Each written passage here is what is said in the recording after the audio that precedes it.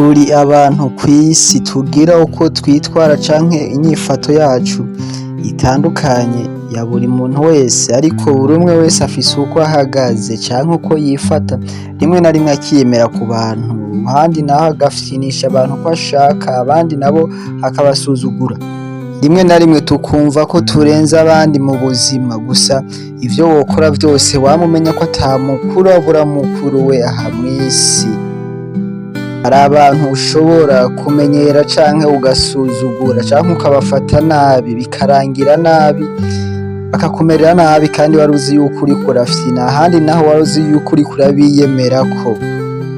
Uyu musi rero twisunze icegeranyo cakozwe n'ikinyamakuru bita Psychology Today, tugiye kurabira hamwe bamwe mu bantu 9 canke muri kategori y'abantu 9 atari abo gufyinisha canke kumenyera mu buzima canke utobafata uko wishakiye. Ikaze kuri Juferji, imburi mushasha, kora subscribe ugatubandanye tubana buri munsi. Nimba ubikoze uri umuntu w'agaciro kuri twebwe. Ikaze mu muryango musha. Umuntu wa mbere wo kwirinda cane mu buzima bwawe ni wa muntu avuga ikintu akagikora, wa wundi avuga ati ndagukubita bikarangira bikoze. Uwo muntu usanga kenshi ibintu yagiye agambirira 90% yarabikoze. Uyu muntu ni wa wundi yokubwira ati ndakwica akanakwica. Rero uyu muntu uzomugendere kure. Umuntu wa kabiri wo gutinya ni wa muntu usanga adakangwa n'ibintu byinshi, ukuvuga wa wundi usanga yaramaramaje akubwira ati jewe hari ikintu kiriya, mukavuga ngo urumva ngo hariya ngo hari inzoka canke hari iki, akakubwira ati tugende, aba yaramaramaje. Uyu muntu uzomugendere kure canke uzokwirinde kumuhemukira, kuko iyo ubikoze ntaco gutinya aba afise, ntaco guhomba. Naho haba mu bantu ubona gukubita ikintu kiremereye canke gukorera ibintu utigeze wumvira ko yo gukorera, kuko ntaco gutinya aba afise. Uyu muntu uzomugendere kure. No mu miryango usanga hari umwana usanga adatinya papa na mama wiwe, usanga bamutunze uko nyene. Aba bantu sabo gufyinisha. Umuntu wa gatatu wo gutinya ni wa muntu usanga afise ama principe agenderaho mu buzima bwiwe, wa wundi avuga ati jewe ibi sinobikora, hama nanje hagize umuntu ankorera ibi nanje nomukorera ibi. Uyu muntu akenshi usanga afise uko yategese ubuzima bwiwe, iyo ubirenzeko arakubwira ati jewe upfuma unyica canke upfuma bigenda ukwako, urenga ku mategeko yanje. Mwe n'aba bantu uzobagendere kure. Ni wa muntu usanga ahubwo ati saa moya mba mvuye muhira, saa sita mba ngiye gufungura, 17 mba ntashe. Rero uwo muntu akenshi usanga agoye. Umuntu wa kane wo kwitondera mu buzima bwawe no gutinya ni wa muntu yiyubaha kandi azi kwifatira ingingo ku buzima bwiwe. Kwiyubaha ni ikimenyetso cy'uko umuntu yikunda. Rero iyo umusuzuguye ntavyemera, birangira hagati yanyu bigenze nabi, kuko arakubwira ati jewe hako usuzugura upfuma nkubita. Abo bantu uzobabona muri quartier canke aho ubayeho kugira ngo jewe ngo hako unsuzugura canke hako wombwira nabi ngo dufuma tugwana. Abo bantu uzobagendere kure, kuko bashobora kugushira mu ngorane umwanya wari wo wose.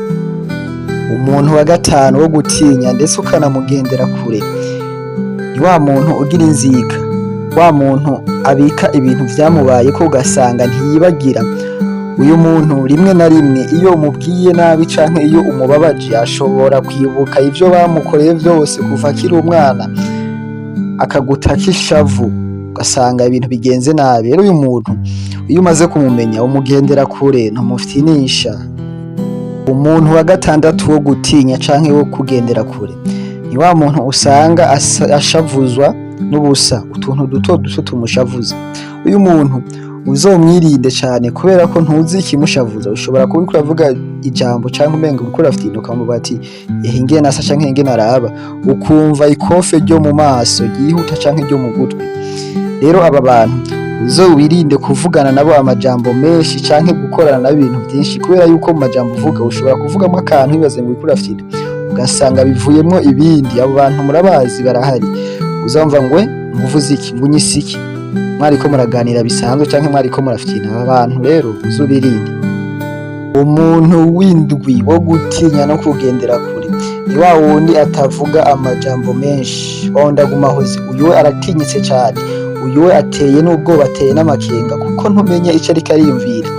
akenshi aba bantu iyo ubababaje canke ubashavuje nta majambo menshi bafise bavuga, agusimbirako kandi iyo agusimbiyeko akora ibintu bibi cane. Uyu ni wa wundi uzobona agusimbiyeko afise ikintu akakigucumita canke akagigutera kubera yuko nta mwanya wo kuvuga baba bafise. Rero aba bantu uzobagendere kure.